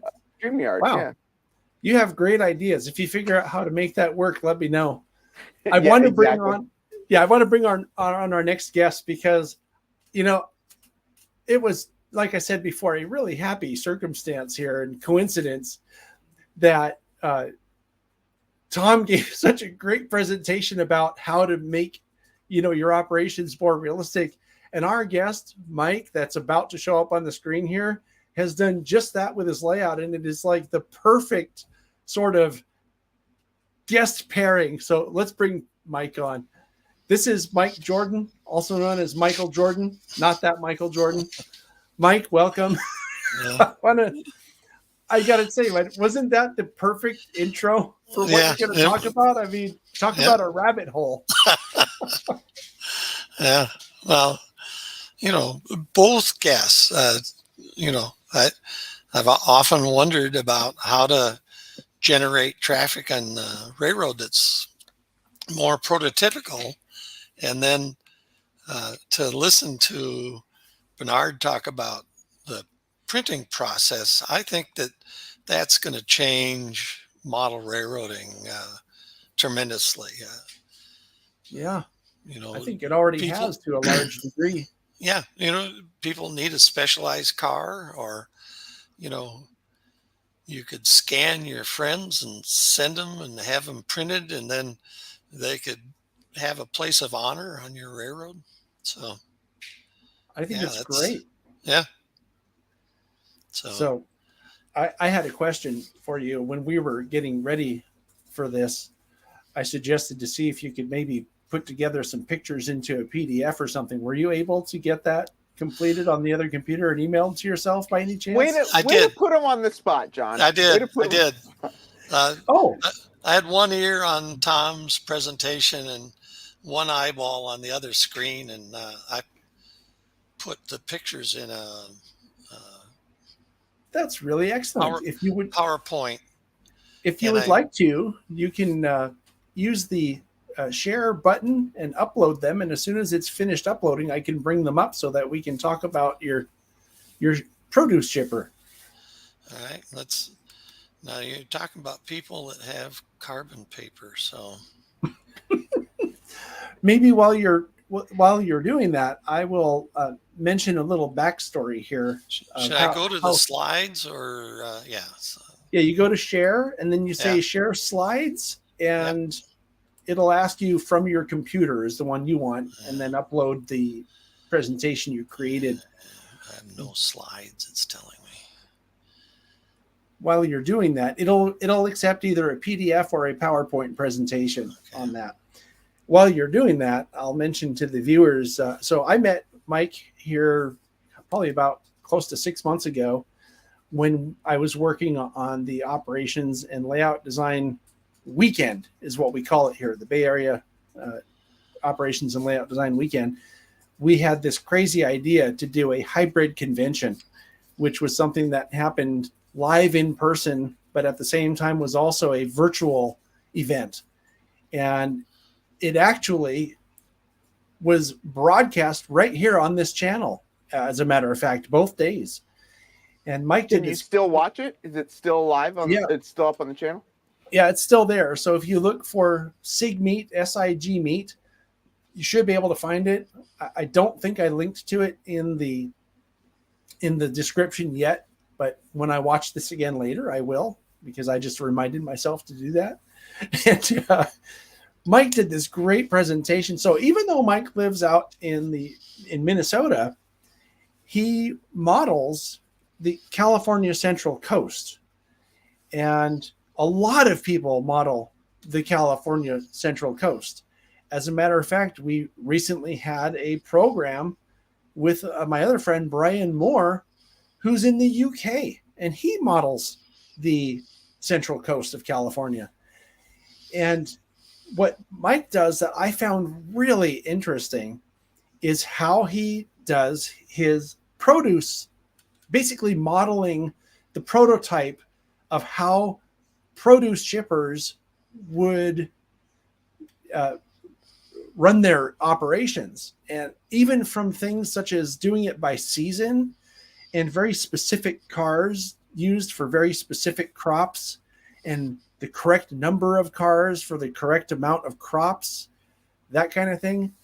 Anyway, so Mike did this presentation and I was so kind of blown away by how, well, what he calls going down into the rabbit hole. Well, a lot of people call it that, how that went. And so I wanted to have him on here, and we're going to also do here in about 10 days. Actually, it's exactly in 10 days, this month's episode of TSG Live Model Railroading, which is the show that comes on Saturday mornings, usually every other month. So on the fourth Saturday of the month. So last month we had Model Railroading with Jack Burgess. This month it's going to be TSG Live Model Railroading. Next month it's Model Railroading with Jack Burgess. And then the following month it'll probably be TSG Live Model Railroading again. So anyway, I see that it has finally popped up. Boy, I really took up the time, didn't I? That was great. So why don't I just bring the presentation right up? Are you ready? All right, if you can do it, let's muddle our way through it. That's it. That's the first slide.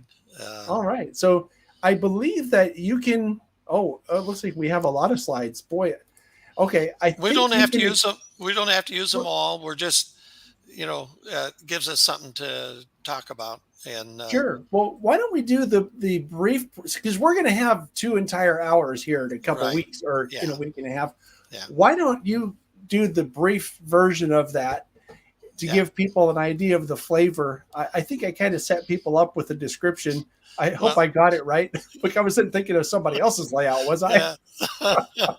I wish you were, because you didn't put any pressure on me.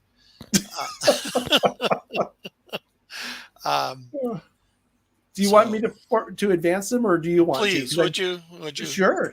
Yeah. So this quick story. I went to San Luis Obispo. I went to the Historical Railroad Museum.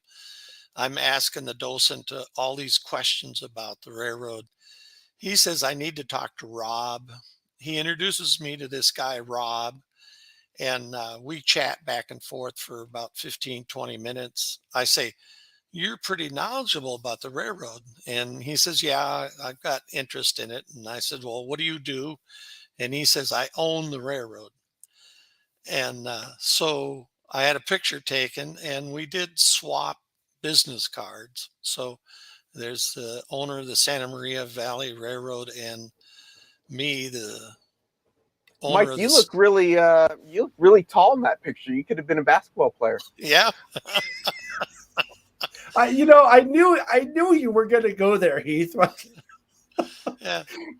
So it was a pleasure to talk to him, and he was very interested in sharing knowledge. So he was just a genuinely nice person. So Very cool. So I just wanted to put that in there and show off. Okay, maybe we should advance it then. Yep. So the Santa Maria is, of course, Santa Maria, California, and that's just a quick map of. It's between San Luis Obispo and Santa Barbara, right on the coast. So we can advance now and just. Okay. I noticed that before I advance, I want to point out San Francisco up there. Oh, there's an S missing. Oh, that's what happened. Yeah. No, and you busted me the last time too. Sorry, I did change it, and when I uploaded it, I went, "Oh, there's the map." So I got to delete that. I'm sorry, Mike. I can't help myself. Yeah. So this just the railroad's in a 12 by 20 room, and this is just kind of a picture of it overall, and then we can advance just to show the other side of it. So it's 12 by 20, one more advance, and I painted the ocean scene and got some palm trees just so people know that it's in California, and it's 14 to 16 inches from level to level. So we can advance again.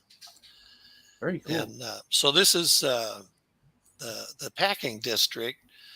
I realized in reading a book that in Salinas, they had packing districts, and they named the packing districts Tokyo, New York, London. And so engines would go out and just switch out their own little packing district. So I made a module that plugs into the layout. And so it's got 13 produce spots. So, and then about 17 total. So just in a 2-foot by 6-foot module, you can move cars around. It takes about 90 minutes to set up and pick up cars on this 2-foot by 6-foot module. So we'll go to the next slide, and then I'll explain why cards. The Santa Maria is known for its GE 70-ton locomotives. They had 10 at one time in the 50s, and they went 24/7. And in 1957, they moved 25,000 cars on 34 miles of track. That's a lot with just those little switchers. Yeah. They had them humming. Next slide, I guess. All right. This is the beginning of my person I call the produce broker, which is stealing from, it looks like Tom, my demand for cars is created by open spots on the railroad. So I set the car card next to the open spot until I have enough car cards to create a train to switch out the industry. So the next one. Oh, the next slide. Okay. Next slide. Yep. And so you Are you awake, John? Yeah. No, I was listening. I didn't know if next one was next slide or next train, because you were just talking about trains. So the waybill has a type of car that you have to find in the yard to get the trains out. And I have a staging yard, and I just tell people that they have to find the car deepest in the yard to move the cars out so that the cars rotate, because we all have the disease that we buy more cars than we need. So, and I had operators from Missouri, and I told them how the process was, but I didn't tell them that they had to put the waybill into the car card. So I got a pile of car cards and a pile of waybills. So yeah. So I've changed my directions now, depending on the regional location of the operators. Next slide, please. I was right on top of that one. Did you see that? Yeah. That was good, John. That was good. Yeah. Thank you. So the produce broker kind of has worked its way in, and I think I'm going to blame John and Cliff for making the produce broker a more active part of my railroad. But the Athearn Blue Box cars kind of started this whole thing because I noticed that there were three types of cars: a wood car, a car with a dot on it, which you can just see over the center car left-hand truck. There's a little dot. And then the next car next to the engine has no dot.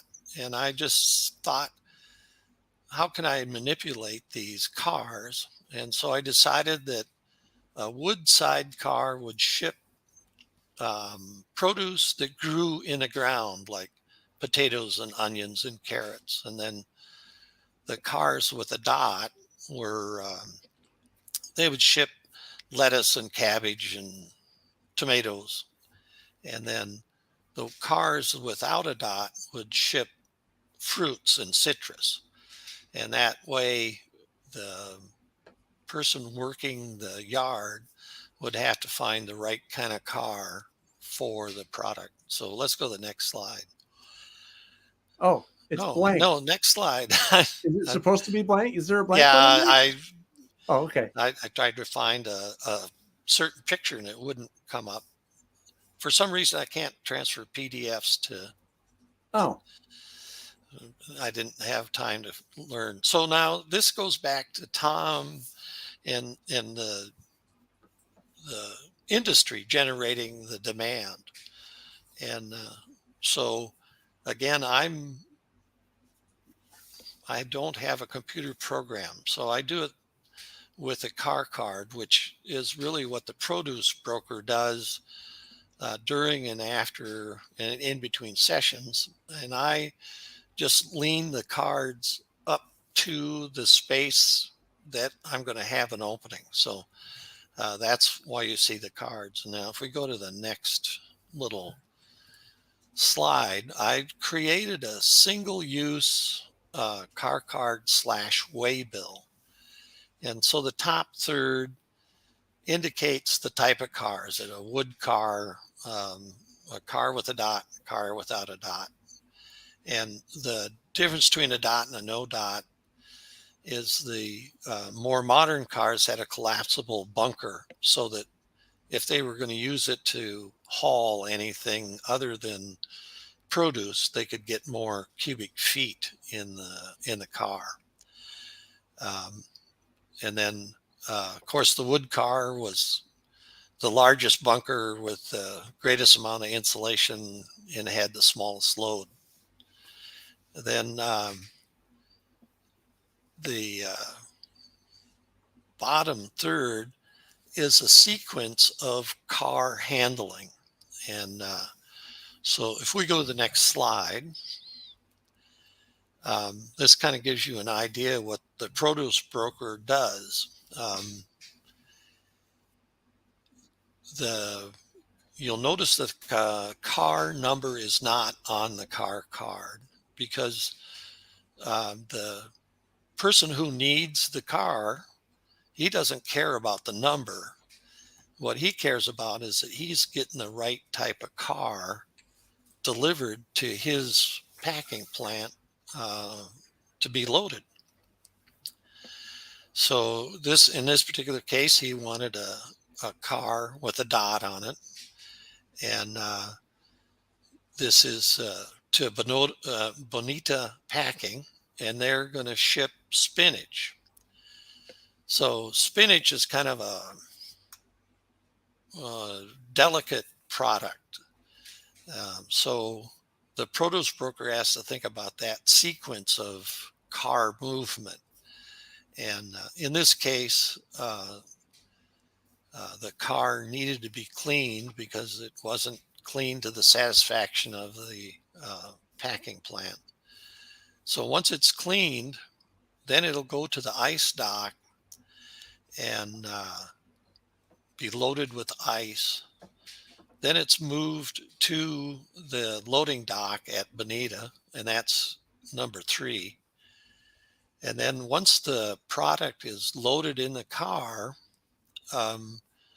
they'd want to bring the temperature of the produce down to a lower level. It'd have a longer shelf life during transit. So the quicker you can take the field heat out of the product, the longer shelf life it will have. And then the last one is after it's pre-cooled, they've melted a lot of ice. So now it's got to go back to the ice dock. So if we go to the next slide. Oh, yes. How we keep track of the different movements is I have a collection of railroad ticket punches. And so every time one of the sequence is completed, then you keep track of it by clipping it with a ticket punch.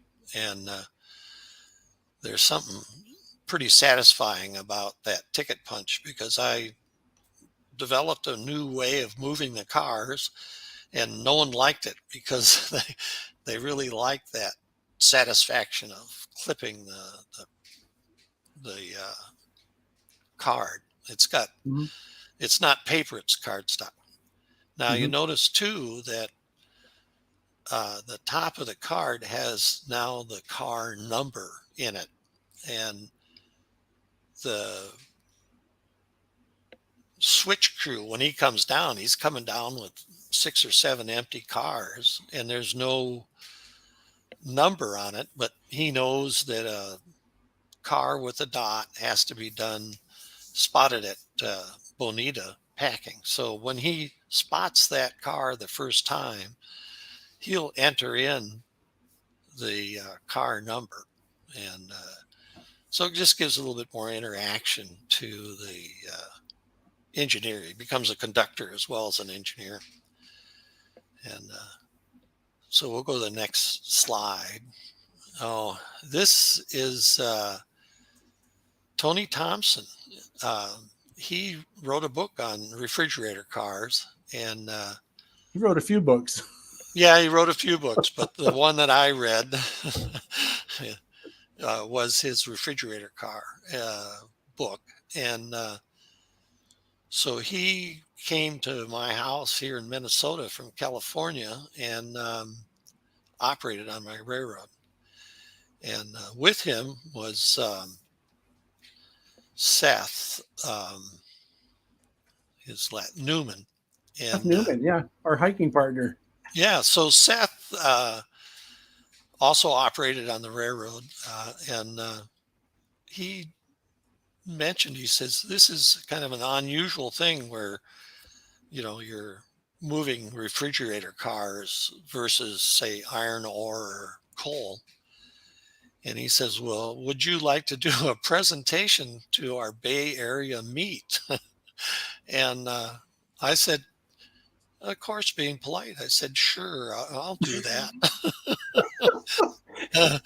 And about 2 months later, Cliff calls and says, can you put together a presentation? And I said, sure, I've never done it.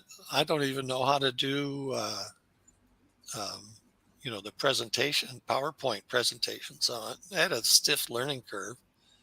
Right. And so I had Tony Thompson, Seth Newman, and Jim Radke at my house. And Jim was just a pleasure to have on the railroad. And Yeah. so, he gave me high praise. I said I was really nervous about Tony Thompson operating on my railroad because, he's the expert on refrigerator cars and all car movements. And Jim said to me, he says, "Oh, don't worry. Tony will never say anything bad about your railroad." Yeah. Well, I mean, it's true though. I don't think I've heard Tony say anything bad about anybody or anybody's railroad. So, I mean, the thing is, everybody has a different way to enjoy the hobby. And I'm really I can't wait till we can get more in depth with this in a couple of weeks, because I find what you did with that whole ordering system and how far down that rabbit hole you went to figure out how specific crops were handled during which seasons. It's just a really interesting presentation, I think. And what you've done with it on your layout, I think is really, I don't know. I mean, I want to call it innovative, because I haven't seen people get that detailed on their layouts. And it has the potential for making a smaller layout much more interesting operationally, for guys that are into operations. So thank you.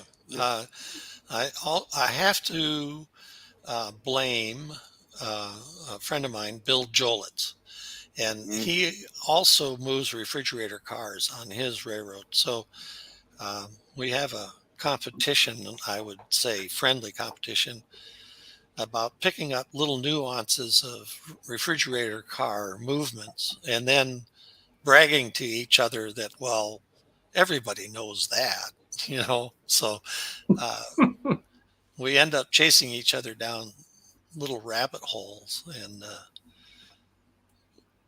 the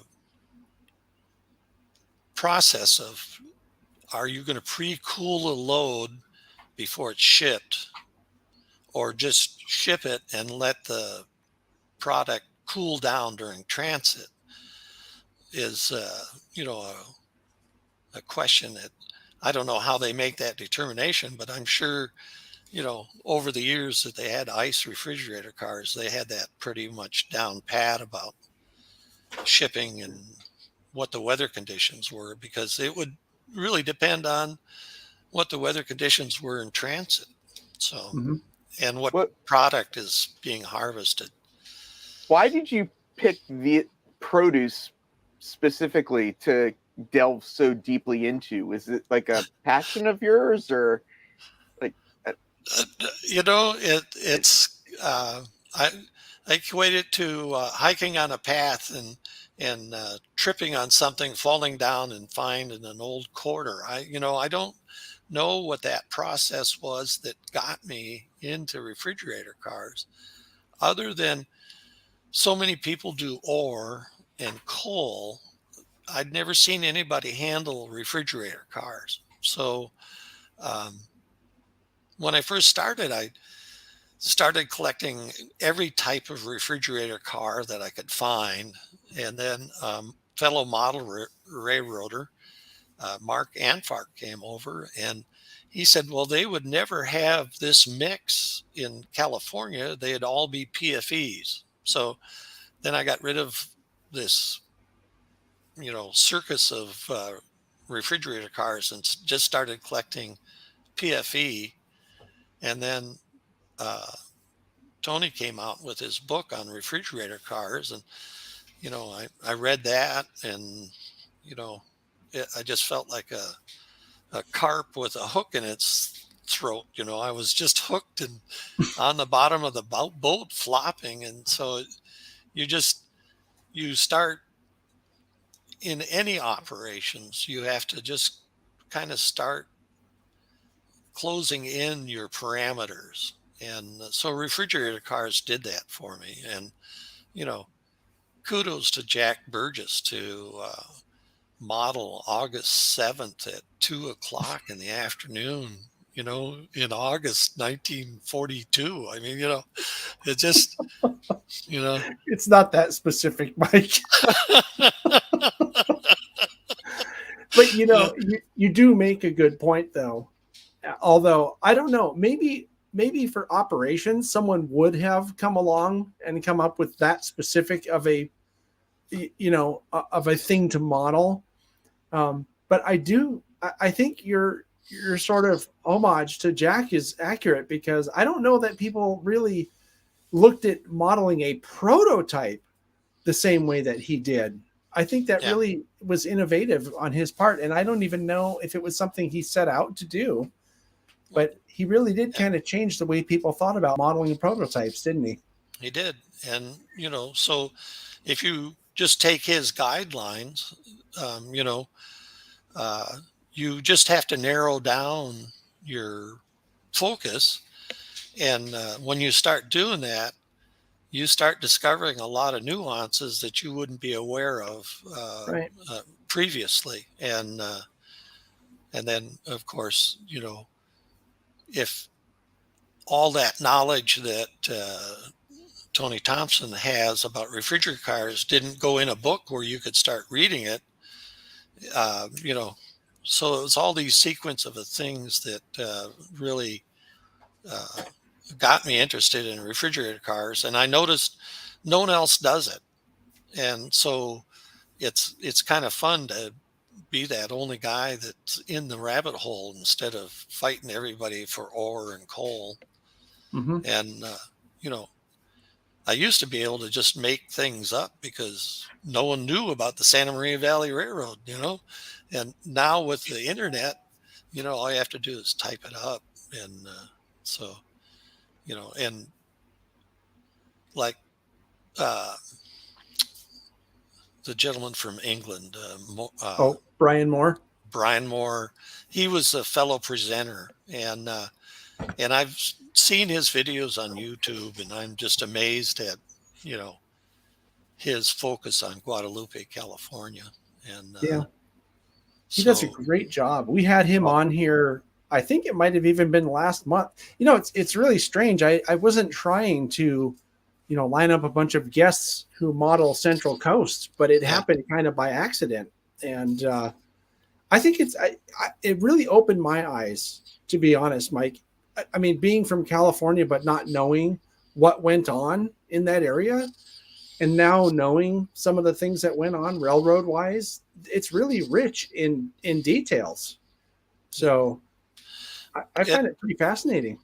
Well, you know, and it wasn't until I moved to Minnesota that I was able to have a basement and put together a railroad. And a friend of mine, Gary Friesman, he said, you should model something you know about. Well, on one of my trips from San Luis to Santa Barbara, I saw a GE-70 tonner on the tracks. It was going 2 miles an hour. I was going 70. And I says, well, that's a cute little locomotive. And then when I moved here and met Gary, he got me interested in operations. We were talking, and I said, well, you know, there's this railroad called the Santa Maria Valley Railroad. And I started doing research, and then that's how I got into the Santa Maria Valley. But, you know, by that time I was 1,700 miles away. So, you know, yeah, but didn't you live there? I think it was you, wasn't it you that lived there for a while in the Central Coast? I lived in the San Luis Obispo area for 22 years. Yeah, that's what I thought. I remembered having that conversation. Yeah. I went to Cal Poly, and then it was so pleasant down there, I just stayed.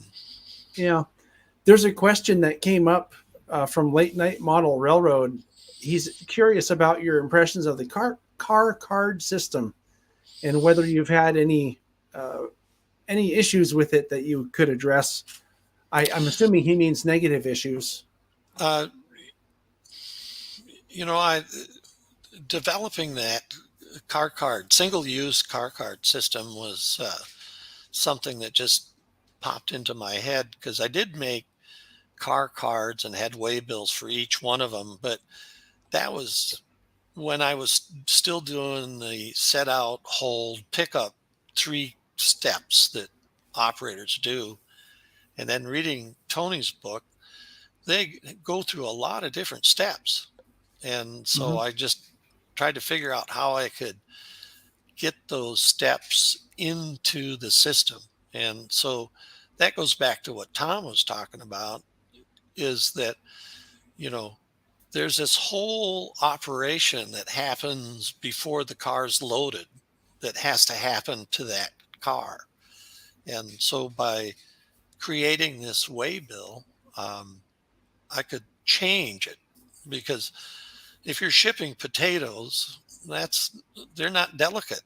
So their movements are a little bit different than if you're shipping spinach, So that single-use car card allowed me to put those different sequences on one system. And then I don't know how I came up with, instead of using a check mark, just getting a ticket punch and punching it. And that tactile feeling of punching that ticket is pretty satisfying to the operators. So it's a win-win. I think it makes the step real, right? I mean, okay, click. Now it really is cleaned. Now we can move it to the other track to be iced or whatever the case is. I do find now I do have, I don't know, because I haven't seen it. It, to me, just based on the pictures alone, and when I say I haven't seen it, I mean in person, just based on the pictures alone, your layout doesn't look really big. So the question is, did that happen? Like, this whole process in the ops happen because you were trying to create something that was interesting for people to do on a small portion of the layout, or was it more of a curiosity from when you serendipity? Just pure serendipity. Again, I say that Gary Friesman ruined model railroading for me, because he introduced me into operations, which opened up a whole window of, you can model the railroad, you can understand the operations of the railroad, and it just keeps your interest alive, because if you finish a layout, what do you do with it? And I think the other thing that people don't really realize is the social aspect of operating your railroad with fellow modelers is a tremendous thing. It's, we have, I'm part of a regular operating group that operates at a friend's layout in Watsonville, and that's what it is. I mean, do we go there to operate trains? Sure. But is that really why we go there? No. We're going there to hang out, hanging around before the op session, having a donut and a coffee. I mean, I could go home happy after, well, it was a donut, so it's hard not to be happy, right? Yeah. But you know what I mean? I mean, it's fun, and I enjoy the op session for sure. I learn a lot, actually, during the op session about all these little intricacies of different types of dispatching, and I really enjoy that. Yeah. But if it were with a bunch of people I didn't like, I wouldn't want to be there. No, right? no. And, the other thing, model railroaders love to share their knowledge. And, sometimes it's jocular, and other times it's like a sharp stick on your eye, but they still like to share their knowledge.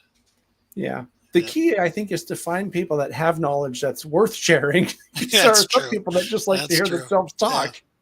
Yeah. No, trust me, that's how they did it. Yeah, right. That's not what it says in the book. Right. How Yeah. long does it take a first-time operator when they come to your layout to get a handle on your system and kind of be able to operate on their own? I don't just move refrigerator cars. It's about 50-50 general freight movement and movement of refrigerator cars. And I have to temper my car movements with new operators because it's really a new thing. And so I don't try to overwhelm them. And if I know that a new operator is coming, I'll put them into the Santa Maria branch with another operator so that they can be assisted through the process. And then the packing district seems like everybody likes that the most because it is a switching puzzle and you really have to think about your movements. So you slowly rope them in and then pretty soon they're hooked and they're in the bottom of the boat with me. And Yeah, that's great. yeah. There's another comment here from Jason. That's a Night Owl modeler. Actually, you might be familiar with Jason. He has Owl Mountain models. They did the SP Sugar Beet cars and SP flat cars and stuff like that. He's also a bit of an I consider him a bit of an SP expert. So he probably knows a lot about the stuff that we're talking about. And he's mentioning about people that do operations. It's actually a fairly close community. Like, you had Seth and Tony and Jim. These are all guys I know all the way out here in California. Yeah. And, they just came back from another trip that they all went. I don't know if Tony went, but Seth and Jim certainly went. They went back east and operated someplace on the East Coast Seth was gone for like almost a month. Between his couple of trips, so it's an interesting community. It is. And, who'd have thought that some guy in Minnesota in a 12 by 20 room would end up with, Tony Thompson, Seth Newman, Jim Radke, Jim Providenza. Right. I've had Chuck Hitchcock here and Paul Dokolis. And so, it's like you said, it's a great group of people nationwide. So these are some great guys. Jim Providenza was also on that trip with Seth and Jim. That he was gone for a while too. Yeah. Well, Jim operated in my railroad, and I found out that he was from the Bay Area. And I'm talking to him, and I said, "Guy, I've always wanted to operate on this railroad called the Santa Cruz Northern." And he just kind of looked at me, and he says, "Why?" And I said, "Well, I've seen articles and pictures and YouTube things, and I think it would be just a fun railroad to operate on." And he says, "Well, thank you." He says, "I own the railroad." So, it's funny. I had a really similar experience meeting Jim for the first time because I'd heard about him and people would say, "Oh, you need to meet Jim. You need, Providenza Jim, And I went to the SIGMEET, that same, event that you and I met because you did the presentation, but a few years ago. And while I was there, I was doing a video about it. I had talked to Seth ahead of time and the other two guys that coordinate that, Dave Adams and Dave Parks. And they all said, it sounded like a great idea. You should do a video about it because I wanted to show people that it happens and what people do there. What is this event? Because it's a cool event. Yeah. So I was there and my wife and I were there doing the video, and part of that process was people, Seth was the MC, and he says, if you see the guy back there with the camera, they're doing a video and would like to talk to people who are here for, whatever the layout design consultations or whatever. And Jim came back and we set up in the hall outside, and I didn't know who he was. He was just some guy coming up to me at this event. And he's, I said, "Oh, so are you here for the layout design consultations?" And he says, "Actually, I could probably be doing the layout design consultations." And then he told me I saw it on his name tag. I'm like, "Oh, you're that guy that everyone's been telling me about." And then I Yeah. proceeded. So I was embarrassed. I mean, look, I'm getting red just thinking about it now, but I ended up embarrassing him because I started talking about all the great things I'd heard about. Anyway, he appears on that video, which you can find on the channel here. If you search for, I think it was 2019 or 2018 SIG meet.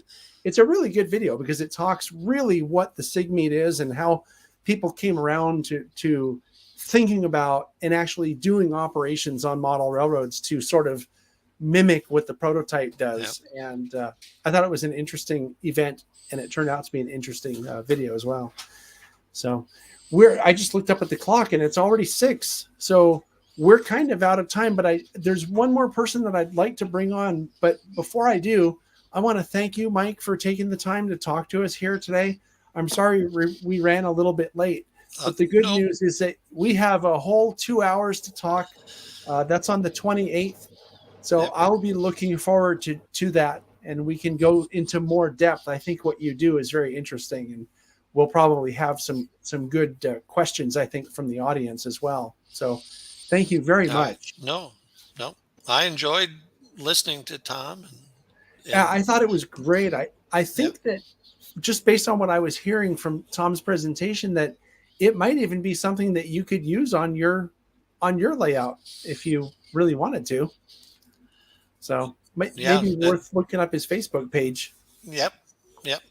So, that's the best thing about model railroading is I'll steal good ideas and then use them as my own. So, and everybody that's willing to share those ideas, they don't care. They want you to steal their ideas because a good idea is worth it, Yep. So anyway, thank you, Mike. Sure. Yep, thank you very much. I'm going to put you back in the basement, Mike. Okay. And we're going to bring on our last impromptu guest. Thank you very much. I didn't know there was a special guest. I didn't either, but I forgot. I'd spoken to him, I don't know, I think a few weeks ago, and suggested that he should call in because he has something that I think is important to talk about. So why don't we just bring him on here and he can explain who he is and what he's going to talk about. But we have to be brief because we have to go. Ethan, thank you. This is my friend Ethan Doty, a TSG train crew member who, as you can see from his background picture, has something to do with the Western Pacific Museum up in Portola. And what's behind his head, which he just ducked out of the way to see, is the locomotive they've been working on. At least I think that was it. It looked like it. Yeah, that's the engine. Yeah. So what's going on in Portola, man? You should talk about this because I think it's cool. Well, as John mentioned, I volunteer with the museum here in Portola. The 165, which is one of four steam switchers that WP bought, and I think they're actually the last ones they got. It's been in restoration in our diesel shop for the last 15 years, and this just past Sunday, we had our first public operations with it, doing a photo run bys with a 600-ton freight consist. So, wow, we were putting on a show with her, and she ran great. Got more problems that cropped up in the last couple runs, but considering it's been 70 years approximately since she's run, she's doing pretty good. Yeah, you have a notable person that's up there helping, don't you? Isn't Steve Lee helping with the whole project? Yes, Steve Lee is an advisor to the project, and I've gotten to work with him. He's been teaching everyone involved. He's always been, you got questions that you want to learn about the thing, he's always happy to answer them. Really all the steam crew have been great about that. Most of them come from other places. I know we've had some people from Golden Gate come and help us. The Hercules tug, some of their guys have come up and helped us off and on with the steam locomotive. So it's not just our own volunteers who are doing this. This is kind of a joint effort. And, finally here we are. We had her under steam and pulling great. So, yeah, moving under her own power. I think I saw a video. Maybe it was something you posted. I don't remember now, but I think I saw a video of it actually moving, and it's it's really great to see another steam engine under restoration. It's so cool. And, being up in Portola is kind of out of the way, but that's something that I think a lot of people, especially Western Pacific fans, will make the trip to see if you have working steam. So, I mean, that's Nevada Northern's trick. They have working steam. So, and they're more out of the way than Portola, I think. Yeah, a little bit. Yeah, I'm excited. Will you guys be doing excursion runs with it? Do you have like a idea of what the goal's going to be? What we're going to do is, at least the tentative plan for this year is, at least the dates that have been thrown out there specifically, the Saturday and Sunday, so July 2nd and 3rd of 4th of July weekend, the steam crew will be up. They will have the steam engine hot and ready to go, and we will be pulling our usual caboose train with it. So, we probably won't do anything more than that, but, we'll have it hot and ready if we get some of those problems fixed. And, if we'll steam her up the 1st on Friday and get her ready. Then we'll do 2 days of train ops. Monday's a little bit slow and the crew wants to get home, so we'll probably just pull out the diesel for Monday and, call it good. And then Labor Day weekend's been talked about, so it'll probably be something similar to that, the Saturday and Sunday. We'll just see how time goes on. I think people can probably by next year we'll have a better idea of for sure when we can run it. What we'll do is we get her through the shakedowns and get an idea of how things are going to go. So, yeah, 2 things I want to mention. The website has been placed into the text chat, wplives.org. Yep. And I think that, and I don't know if they did this on purpose, Ethan, but that weekend is the same weekend that they're having the big steam up out in Carson City, which is only a couple hours away from Portola. So you'll probably get some people coming over from that. I think it'll be a great event too. For people that don't know, at the Nevada State Railroad Museum in Carson City, Nevada, they're having over the weekend of 4th of July, I think it goes from the 1st through the 4th, something called the Great Western Steam Up, and they're going to have something like 19 visiting, or not 19 visiting, but 19 total steam engines live and, steamed up. They have a nice little loop of dual gauge track actually there that they can operate I believe that they can operate the narrow gauge or the standard gauge equipment that's on display, and they're going to have different trains running around this loop. So it's a great chance to go up there and see a whole bunch of stuff that you normally don't see steamed up, let alone running. And it'll be a great excuse to go check out the Virginia and Truckee if you're there, and to go check out this 165. It's that's a Western Pacific steam engine that hasn't run, like Ethan said, in 70 years. So that's really cool. I shouldn't tell people, but I'll let the cat out of the bag. We're also going to do a video up there in July. But I'll have more information about that it won't be that week, thank goodness, because we're going to be too busy doing other stuff. But I'm excited about that. And thanks for your help, organizing stuff up there, Ethan. That'll be a lot of fun. So anyway, I don't see any more questions. So I want to thank you for calling in. I'm sorry I forgot that you were going to. We had kind of a full show. No, it's fine. I kind of waited till I did to pop into the back rooms. So you had the other stuff going on, so I figured I'd just wait. It was a very full broadcast. So, John, it was a good way to end the stream, though. I mean, as I'm heading off to Strasbourg, the thought for me of being able to stand next to a steam locomotive, and just sort of feel that, whatever that is that you get around it. So it's really great, that Ethan and Western Pacific's getting another one going, because they are pretty incredible. Yeah, they're really incredible machines. I saw that engine when it was just sitting in the shop. This was about 5 or 6 years ago, and it was an ongoing project at the time. So coming back to see it alive is going to be really cool, because when you see it sitting there, you're like, I don't know. I mean, part of me just can't help but to think this sort of cynical part of me thinks, yeah, I'll believe it when I see it. And I'm going to get to see it. So I think it's just awesome. Get to see it, hear it, and feel it. Yeah. There's nothing like a live steam engine. Yeah. Yeah. It's even better from the cab. Right. Yeah. Anyway, thanks, Ethan, for taking the time. And thanks for Ethan also contributes to the catch of the month fairly frequently on the monthly podcast show on this channel. So thanks for that also. I thought I'd mention that since I got you on here.